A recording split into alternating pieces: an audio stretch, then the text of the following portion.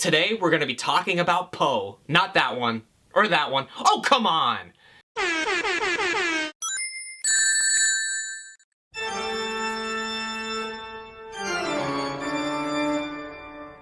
How is it going, everyone, and welcome back to another House of Horror edition of Buddy's Book Club. As the title of this video would suggest, we are talking about The Man Who Was Poe, written by Avi or Avi. Honestly, I've heard it pronounced both ways. And just a little bit of background about this book. I actually read it for the first time when I was in junior high, and I remember actually liking it quite a bit and even went to an after-school group to discuss the book further. And my English teacher at the time was the one who was sort of curating this book club, and he actually told us that he hated this book. And at the time, it was just sort of shocking to hear that, because like, if you hated this book, why would you make us read it and then have a book club about it after school? But nevertheless, he did make some really solid points, some of which I'm gonna get into in my review now as an adult. At the time of reading this book in junior high, I didn't really know anything about Edgar Allan Poe, and in fact, this was one of my first introductions to him. But now that I'm older, I do understand the critiques, and I definitely am sort of in that camp where I don't enjoy it either. Just for a quick synopsis of the plot, it follows Edmund, who's a young boy who's been separated from his family. His mom went missing, his aunt went missing, and now his sister is missing. And he ends up meeting Edgar Allan Poe of all people, and the two of them sort of try to uncover the mystery, but it's unclear if Poe is actually trying to help the young boy or just wants to use his life as inspiration for another story. And Poe is actually masquerading under the alias of Mr. Dupin, which was one of the characters in Murders from the Rue Morgue. But everyone still knows that it's him, so why keep referring to yourself as Dupin? I don't know, it didn't make sense to me then, and it really doesn't make sense to me now. Even though I'm not the biggest fan of it now, I still do find the book very nostalgic. Even before I started reading the book, there were a lot of things that I still remembered from back then. I remember at the beginning Edmund having to identify a body of a drowned girl. I remember them constantly going to get meat pies at this pub. And I remember that Poe was just generally aloof and really didn't give a shit about anything that was going on. And that's one of the major problems of the book to me now, and I can see it as a huge flaw to Poe's character. It really just portrays him as an asshole and a drunk. And although it is documented that Poe had quite the drinking problem, it was never documented that he was this much of a jerk. It was always generally reported that he was a nice, sort of soft-spoken individual, but here they make him a horrible person. And I'm all for historical fiction, but here is borderline deformation of character. For the majority of the book, he's running around like a deranged lunatic, and as I said, it's never clear what his motives are. Is he on our side or is he not on our side?